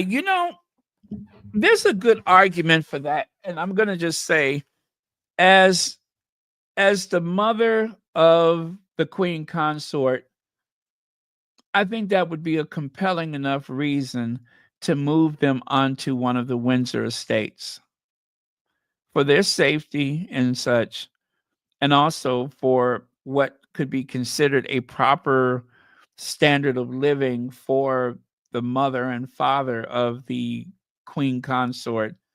That would just make sense to me that they would probably want to put them in Royal Lodge, because I don't think the Adelaide Cottage, I don't think that's big enough for them, because I think that they usually have, family gatherings and stuff. So I'm not trying to make life better for the Middletons, but I think that it just wouldn't make sense for the way that they live to try to accommodate them. Of course, George and Charlotte and Louis, as they get older, they're going to have children, and they probably would just need a much bigger place. There's no reason to believe that Carol Middleton will not be entertaining her grandkids or great grandkids in that Royal Lodge or some other estate that belongs to the royal family. So I think in the future they would be making preparations for them to have a bigger place. And I think it would make sense. Although I would say I believe they should pay for it themselves, but as things go with the family, I just think that would make sense.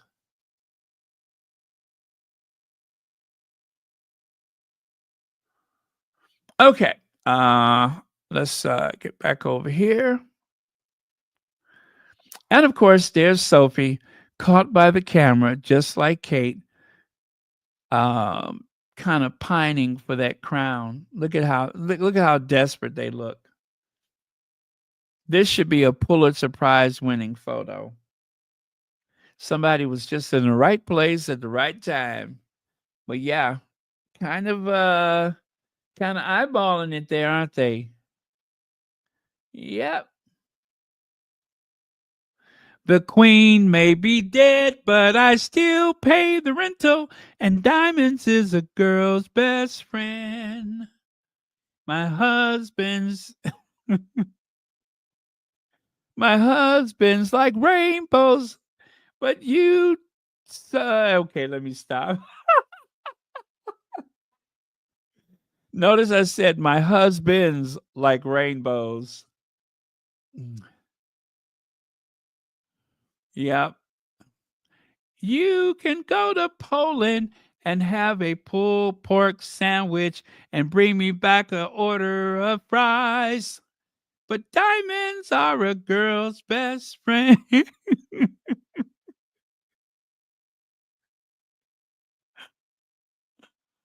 uh okay. I gotta stop. Uh do y'all remember this? The co-conspirators? There's Rebecca English, Will and Kate, and of course, the longest face on television, the longest face since they canceled Mr. Ed, Camilla Tominey, and of course, um, well, I was going to say Angela Latrine, but Angela looking like she's sitting on a latrine. And there is Hoghead Pierce Morgan. Yep, there's Hoghead Pierce Morgan. Yeah, I don't know who. This is not a Cold War, Steve, but it is funny. It is funny. All of them sitting around trying to figure out how to conspire against Harry and Meghan. And again, Rebecca English, the gatekeeper. Let me show you. You know I got it in for her, don't you? Take a look at that. Will and Kate too. Oh my God. Leave that girl alone.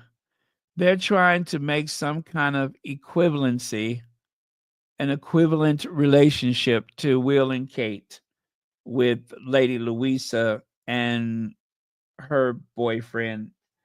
You see what I'm saying? Why do that? Leave those kids alone. Lady Louisa is not going to be queen. And seeing that she's not going to be queen, how about y'all just leave her alone? Let her enjoy her romance with this young man. Nobody wants to be Will and Kate. Nobody. Isn't she though? This is all spinning. They're spinning and creating a narrative to distract from that other stuff. By the way, you're welcome, Legs. You know, I made this for Legs.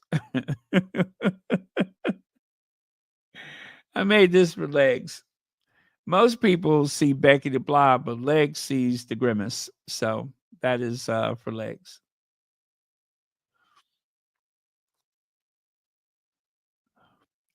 And take a look there. Take a look there. Look. I found this photo today. How close they are. You know, according to Rebecca English, everybody just loves Kate. Look how close everybody is. I don't think that Kate's ever been friends with Beatrice and Eugenie. And as they say, and honey, the feeling is mutual. That goes double.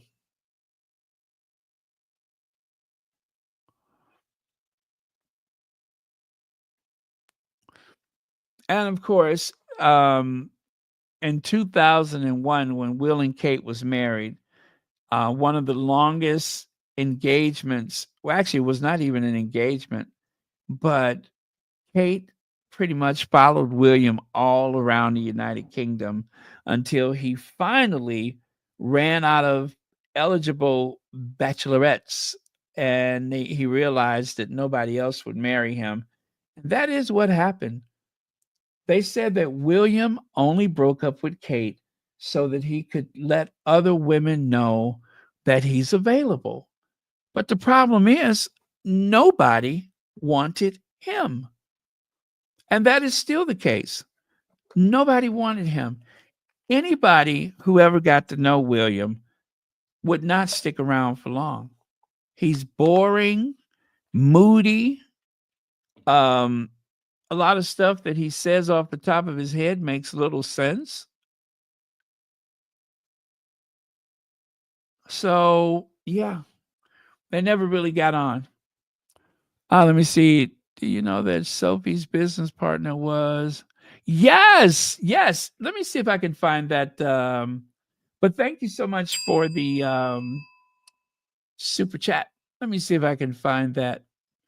I did not put that in the slide today, but yeah, I'm definitely aware of it. Okay. Let me see if I can go into my receipts and find what you just mentioned. Nope, that's not it.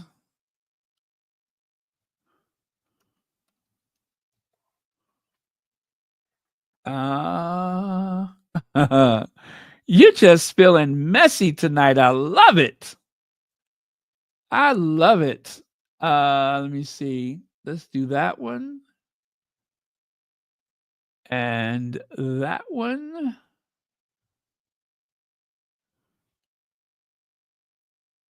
Okay. Please, sir, may I have another?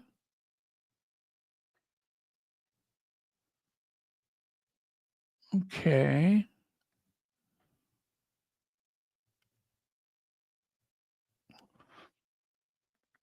Poor Sophie. Life just ain't gone the way she thought it would. So much for Diana 2.0, huh?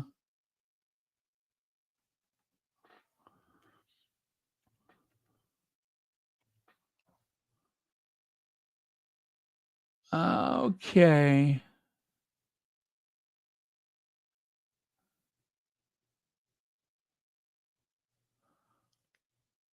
Okay, I got it. I got it. I got it.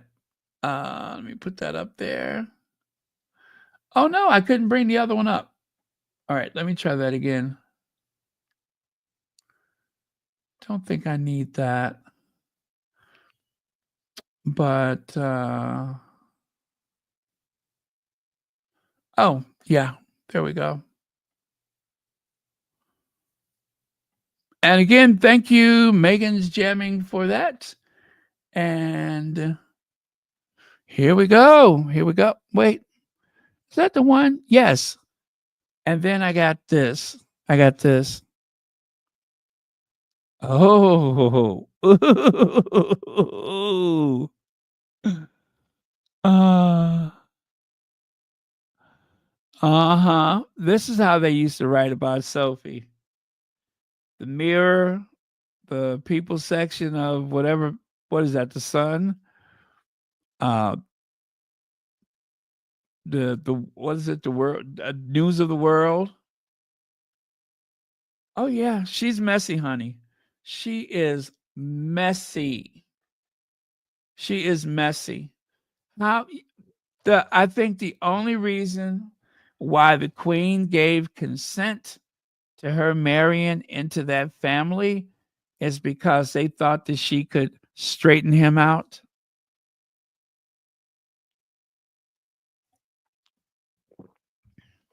But I think they have a good understanding. But she has her messy side. She has her messy side. But they really looked into her world when they got engaged. And some of the stuff that they found is enough to make your hair stand up.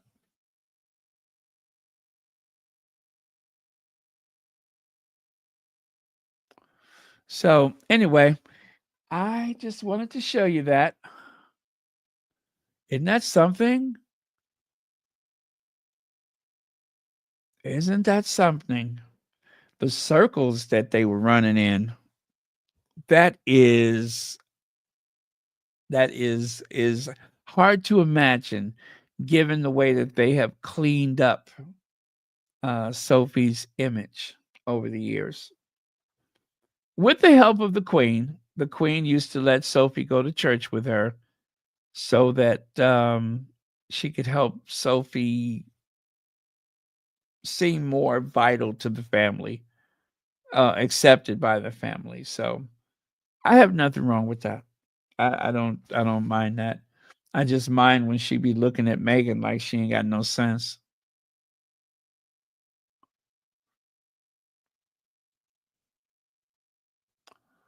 Okay, let me take that away.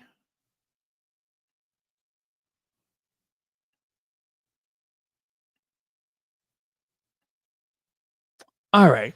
So right there, Kate scrubbed my deck. Also, let me just say thank you, Muriel, for sending this to me. Muriel found this article. Kate scrubbed my deck, says Cape Skipper. All hands, Kate Middleton was once a deckhand. So this is an article from April 28th, 2011. And they were speaking about Kate just before or just prior to her nuptials with William. Boring, stoic, company man William. The most unexciting society wedding of the season. Unexciting, uninspiring society wedding of the century or of the year, whatever. So I wasn't surprised when I heard William had found a girlfriend in Kate Middleton. She was very memorable, very attractive, and very self-assured for a 19-year-old. Well, not anymore. They have somehow removed her personality. Whatever she was, she ain't no more. And what do you say of that one? You know what? Is it just me or are those letters playing tricks with my mind? It's like those letters are playing tricks with my. I feel like there's a double entendre here somewhere. Do you see it too? It's like playing Scrabble, isn't it? If you play the game the right way, first of all, you'll never go hungry. But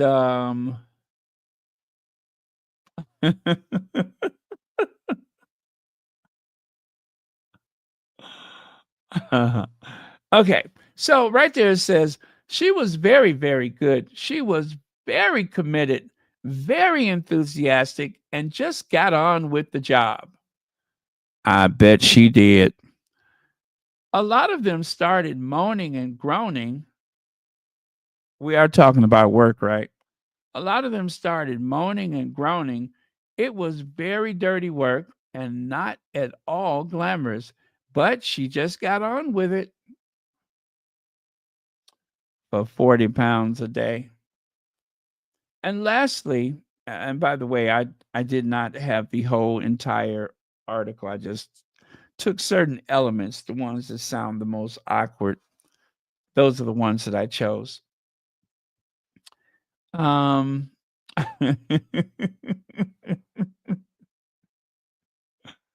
bet she did. Connie Bomber says, what else? Okay, Tomlinson said everyone was aware Kate Middleton was just passing through and would be starting university the next year. She did admit once or twice she was going to be in the same residence as Prince William. She let it be known that she was going to share the same residence with Prince William. Now, doesn't that prove that this was an orchestrated attempt by Kate Middleton and her stage mother to make sure that she was available to William, that she was always the alternative to every aristocratic daughter that refused to marry him?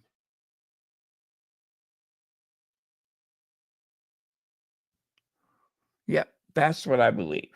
That's what I believe is that she was used as a safety net because, in all likelihood, she and William did not have a future.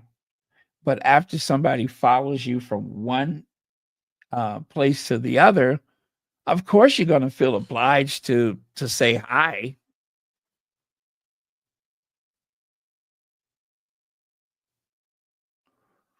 So yo ho ho and a bottle of rum. All right. And of course, not that this has any germane to the story, but I was thinking yachts. And I know Sir Richard Branson has a ship for, people to take a cruise. But I also believe that he was into yacht racing, right? Anyway, I know he had something to do with yachts. Now, back in 2009, I still don't think we have a satisfactory answer for this. Do you? I mean, I see it, and I don't, you know me, guys. You know me. I don't want to think the worst about anybody. But these photos are just so alarming. Exactly what kind of business are you discussing at that hour? I don't know. What is there to discuss at that hour?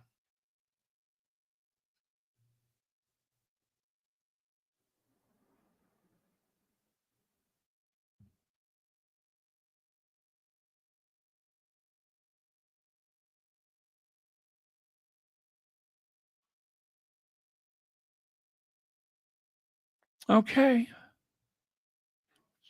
Now, Richard Branson is 32 years older than Kate Middleton. 32 years older. I'm just saying. So, whatever advice that he was giving her about the family business, he was in a good position in his life. No pun intended, but he was in a great position to, you know, be a mentor to Kate Middleton. He was in a good position to mentor her.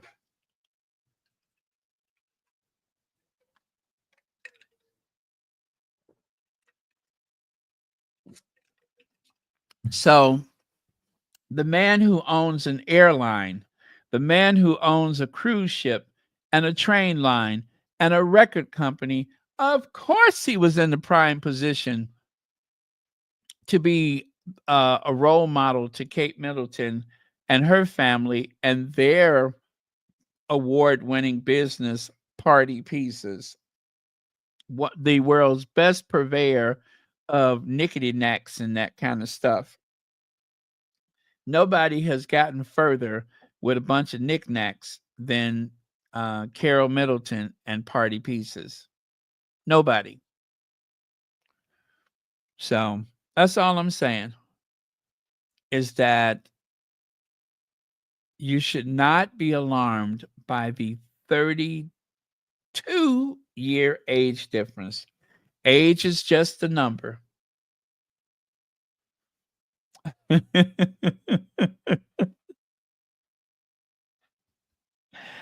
You think so? Well, I mean, that is very Pippa of her. That is very Pippa of her. Well, they used to call them the Wisteria sisters because just like those flowery vines that grows up the trellis that sticks to the brick and mortar and continues to grow onward and upward, clinging and strangling everything else along the way, like an invasive species. You know how some of those vines seem to zap all the nutrients out of his host? Well, I think that's what was happening here. So I don't know how Sir Richard Branson got away, but got away he did. But I think they would have made a good couple. They're almost like father and daughter. Ugh. Ugh. Anyway, I forgot why I brought these photos out. I was going to make some kind of point, and now I can't remember what it was.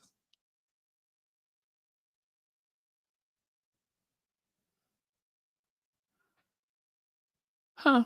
Okay. Well, if you all figure it out, let me know. Get down, boogie, oogie, oogie. Get down, boogie, oogie, oogie. Get down, boogie, oogie, oogie. Ah, if you're thinking you're too good to boogie, boy, oh boy, have I got news for you. The sooner we begin, the sooner. Okay, I forgot the words.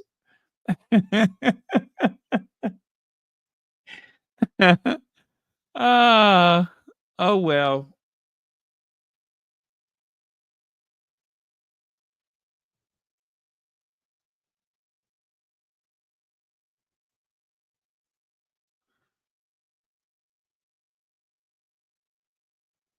Let me see. Sir Richard Branson. New to run when Mumble started talking about uh yes, yes, I'm pretty sure that whatever he however intelligent he thought she was, as soon as she said, "Can you taste the taste by smelling it?" I bet you he was like, "I'm out of here." Yep, and we're done. See there? Yep, and we're done. See how he's trying to get out of there? See on the far left, can you taste the smell by no, can you taste the smell by smelling it or whatever she said? Well, that was the same thing. That was very much the same thing. Okay, so I think we're almost done. Um, oh yeah, mass burglars. Yeah, this is weird. I didn't get a chance to finish this article, but yeah, this is the last slide. So, oh my goodness, 2 hours and 13 minutes. I didn't mean to do that. Mass burglars smashed down security barriers and scaled Windsor Castle estate fence while Prince William and Princess Kate were asleep at home with their children.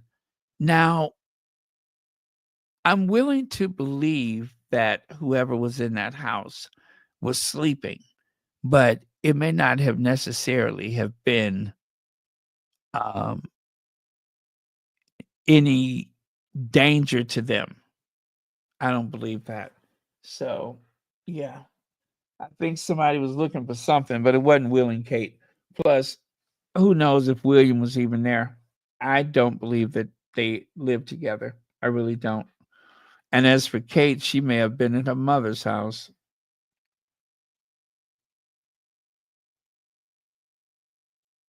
Yeah. I don't believe that Kate lives at Adelaide Cottage anymore. Maybe she visits there, but like I said, they're gonna need a bigger house. The what is it? Middletons, they're going to need a bigger house so that they can do all their scheming on a grand scale. It was the farm. Oh, it was okay. Thank you for that, Rosie. Okay, well, we're done then, you guys. Thank you all very much. We'll hear some more about that tomorrow, I'm sure. It's a great way to get people to feel sorry for you, right? And right now, the royal family, they only want as much sympathy as they can get because otherwise they they need the sympathy. They're pretty much done for, but for the fact that they get these complicated situations that they have trouble getting out of. So all right. Um that's it. Once again, Harry surprised people at a football game, was it? Oh, thank you, Connie Bomber. Clearly, they saw the welcome for Harry and whipped his old non-story out. Yeah,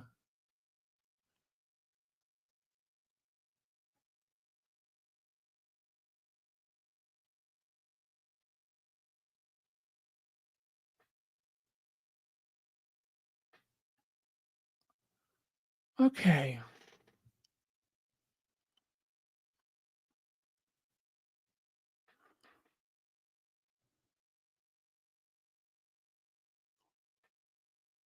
All right, looking at your last comments. Good night, Ingrid. Sleep well. Good night, Connie Balmer, Maurice Brown. All right.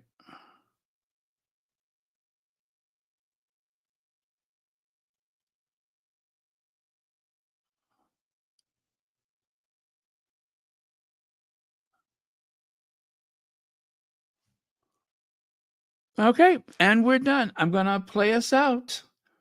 I am going to play us out. Cue the Ginger Avenger.